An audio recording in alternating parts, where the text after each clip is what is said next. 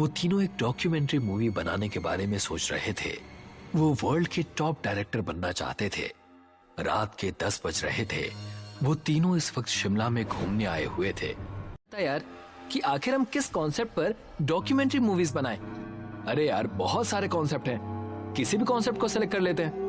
हमें तो बस एक अच्छी सी डॉक्यूमेंट्री मूवी बनानी है। किसी भी बेकार कॉन्सेप्ट पर डॉक्यूमेंट्री मूवीज नहीं बना सकते, क्योंकि हमें अपनी ये डॉक्यूमेंट्री मूवीज इंटरनेशनल प्रीमियर में दिखानी है। मुझे अपना मजाक बिल्कुल नहीं उड़वाना। तो तुम कहना क्या चाहती हो? हमें किसी ऐसे कॉन्सेप्ट पर मूवी बनानी चाहिए जो आज तक किसी ने नहीं बनाई हो, कोई रियल कॉन्सेप्ट। मेरे दिमाग में एक आइडिया है दोस्तों, पर पता नहीं वो आइडिया तुम लोगों को पसंद आएगा या नहीं। अब ये तो सुनने के बाद ही पता लगेगा कि हमें पसंद आएगा कि नहीं आएगा। क्यों ना हम लोग रियल घोस्ट पर एक डॉक्यूमेंट्री मूवी बनाएं। राहुल की बात सुनकर राजन और प्रिया कुछ देर तक बड़ी गंभीर मुद्रा में राहुल के चेहरे की ओर देखते रहे। अचानक वो दोनों राहुल का मजाक उड़ाते हुए हंसने लगे। तू पागल हो गया है क्या राहुल? घोस्ट, आत्मा, ये सब फिल्मों में अच्छी लगती हैं यार। तो मैं भी फिल्म बनाने की ही बात कर रहा हूँ। अरे बेवकूफ, ये सिर्फ मनगढ़ंत बातें हैं। हम सब जानते हैं कि फिल्मों में मेकअप करके घोस्ट बनाया जाता है और हमें डराया जाता है। और अब तो VFX का भी इस्तेमाल होने लगा है। ये टेक्निक जब से आई है तब से ये घोस्ट एकदम रियल लगते हैं। यही तो मैं तुम दोनों को समझाना चाहता हूँ। सोचो, अगर हमारे कैमरे में कोई रियल घोस्ट रिकॉर्ड हो जाए तो हम दोनों की किस्मत रातों रात पलट सकती है। और यहाँ से कुछ दूर एक कब्रिस्तान है। कहते हैं कि उस कब्रिस्तान में सिर्फ और सिर्फ लावारिस लाशें ही दफनाई जाती हैं। उस कब्रिस्तान के बारे में ये बात प्रसिद्ध है कि वहाँ एक डायन रहती है और कहते हैं कि जो भी उस डायन को अपनी आंखों से देख लेता है वो उसे जिंदा नहीं छोड़ती। दोस्तों, मुझे नहीं पता कि इस बात में कितनी सच्चाई है, पर मेरा दिल कहता है कि वहाँ पर कुछ तो है। वो सब उस कब्रिस्तान पर जाने के लिए राजी हो गए। वो तीनों दोस्त होटल के रूम से बाहर निकल आए। बाहर सर्दी बहुत ज्यादा थी। हाड़ कंपा देने वाली ठंडी शीतलहर चल रही थी। हल्की हल्की बर्फबारी भी हो रही थी। वो तीनों एक कार के अंदर बैठ गए। राहुल ने ड्राइविंग सीट संभाल ली और उसने अपनी कार की दिशा उस कब्रिस्तान की ओर कर ली। कुछ ही देर में वो उस कब्रिस्तान में खड़े थे।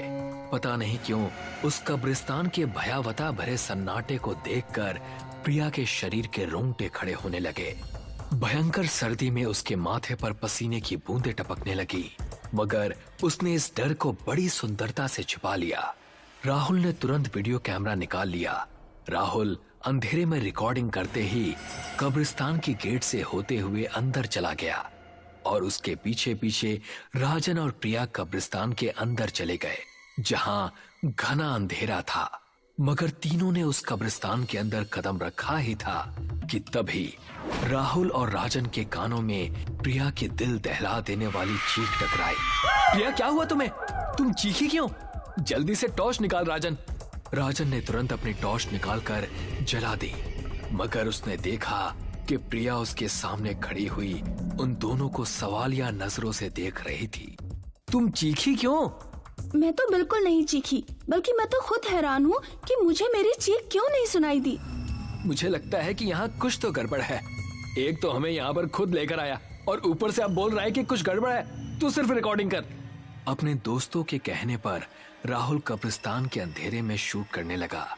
कुछ देर बाद राहुल ने अपने दोस्तों से कहा, ठीक है दोस्तों, चलते हैं। अब तो कंप्यूटर में देख कर ही पता चलेगा कि कैमरे में क्या रिकॉर्ड हुआ है। तीनों अपनी कार में बैठ गए। राहुल के चेहरे पर थकान झलक रही थी। क्या हुआ राहुल, तेरे चेहरे पर थकान कैसी? पता नहीं क्यों यार, जब से कब्रिस्तान से बाहर निकला हूँ मुझे ऐसा लग रहा है जैसे मेरे कंधे भारी से हो रहे हैं। कुछ ऐसा ही मुझे भी महसूस हो रहा है यार, लेकिन मैंने तुझे इसलिए नहीं बताया कि कहीं तो मेरी बात का मजाक ना उड़ाए। प्रिया, क्या तुम्हें भी ऐसा महसूस हो रहा है? मुझे ऐसा कुछ भी महसूस नहीं हो रहा। राहुल ने तेजी से कार अपने होटल की ओर दौड़ा दी। होटल के रूम में पहुंचकर राहुल अपने लैपटॉप से अपने कैमरे पर की हुई रिकॉर्डिंग देखने लगा। अचानक राहुल के मुंह से दर्द की वजह से हल्की सी चीख निकल गई। क्या हुआ? पता नहीं यार, बहुत सा बोझ महसूस हो रहा है, मानो किसी ने बहुत सारा वेट मेरे कंधों पर रख दिया है। अजीब बात है, कार के अंदर मुझे भी ऐसा ही महसूस हो रहा था, लेकिन अब मुझे बिल्कुल सही महसूस हो रहा है। टेंशन मत ले, मेरे पास पैरासिटामोल रखी हुई है, उसे खाकर सो जाना, तुझे आराम मिल जाएगा। लेकिन सबसे पहले रिकॉर्डिंग को देख लेना चाहिए। होटल रूम में आते ही प्रिया बाथरूम में चली गई। राहुल और राजन ने लैपटॉप की स्क्रीन पर नजरें गड़ा ली। तभी उन दोनों को लैपटॉप में कुछ ऐसा दिखा कि उन दोनों के गले से डर के कारण एक जोरदार चीख निकल गई। उनकी आंखें डर और दहशत से फटी की फटी रह गई। वो दोनों एक दूसरे के चेहरे की ओर हक्का बक्का होकर देखने लगे। दरअसल उन दोनों ने देखा कि जैसे ही वो कब्रिस्तान में एंटर हुए, एक बेहद भयानक दिखने वाली स्त्री प्रिया को अपने पंजों में उड़ाकर ले गई। उन दोनों ने लैपटॉप में देखा कि वो कब्रिस्तान में अकेले नहीं थे। उन तीनों के अलावा कब्रिस्तान बहुत से भयानक दिखने वाली आत्माओं से भरा हुआ था और वो भयानक चेहरे वाले राहुल और राजन की ओर घूर कर देख रहे थे। राजन ने तुरंत लैपटॉप को बंद कर दिया और चीखते हुए राहुल की ओर देखकर बोला, आखिर वो भयानक स्त्री कौन थी जो प्रिया को अपने पंजों में दबाकर उड़ा कर ले गई? सवाल ये नहीं है कि वो प्रिया को उड़ा कर ले गई, सवाल ये है कि फिर हमारे साथ जो प्रिया आई है वो कौन है? तभी राजन शीशे की तरफ इशारा करते हुए बुरी तरह से चीखा। राहुल ने जैसे ही खुद को शीशे में देखा तो उसके भी गले से एक जोरदार चीख निकल गई। तेरे दोनों कंधों पर कोई बैठा हुआ है राहुल। राहुल के दोनों कंधों पर भयानक दिखने वाली स्त्रियां बैठी हुई थी जो सिर्फ शीशे में ही दिखाई दे रही थी। हमें यहाँ से भागना होगा मेरे दोस्त। तभी प्रिया बाथरूम से निकलकर बाहर आ गई। अचानक राहुल के कंधे पर बोझ खत्म हो गया, मगर प्रिया का चेहरा बेहद भयानक हो चुका था। उसकी आंखों की पुतलियां बिल्कुल सफेद थी, लेकिन देखते ही देखते प्रिया एक भयानक डायन में परिवर्तित हो गई। उस डायन का शरीर लचीला था। तभी वो डायन बहुत तेजी से राहुल के ऊपर झपटी और एक ही झटके में राहुल के गर्दन में अपने दांत गड़ा दिए और उसका खून पी गई। उस डायन ने राजन को तो कुछ समझने का मौका ही नहीं दिया और उसने राजन के साथ भी वही किया जो राहुल के साथ किया था। दरअसल प्रिया को तो कब्रिस्तान में डायन उसी वक्त उड़ाकर ले गई थी। प्रिया की लाश तो कब्रिस्तान में ही पड़ी हुई थी। कुछ ही सेकंड में वो डायन हवा में गायब हो गई।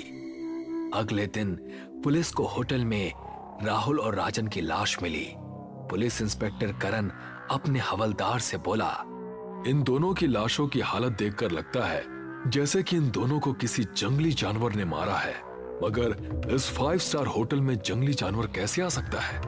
इन्हें किसी जंगली जानवर ने नहीं मारा साहब, ये जरूर उस कब्रिस्तान में वीडियो शूट करने के लिए गए होंगे। कुछ देर पहले मुझे सूचना मिली है कि उस कब्रिस्तान में प्रिया नाम की लड़की की लाश पाई गई है। उसके शरीर को भी चीर फाड़ कर रख दिया है। वो इन दोनों के साथ शिमला आई थी।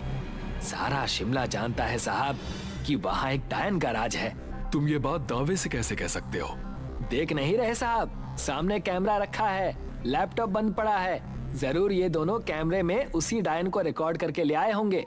अगर ऐसी बात है तो फिर मैं वो वीडियो रिकॉर्डिंग जरूर देखूंगा। ऐसी गलती मत करना साहब, नहीं तो आज की रात तुम्हारी भी आखिरी रात होगी, क्योंकि वहाँ कुछ तो है। हवलदार की बात सुनकर ना जाने क्यों इंस्पेक्टर करण के डर से रोंगटे खड़े हो गए और फिर कुछ दिन बाद पुलिस ने फाइल क्लोज कर दी।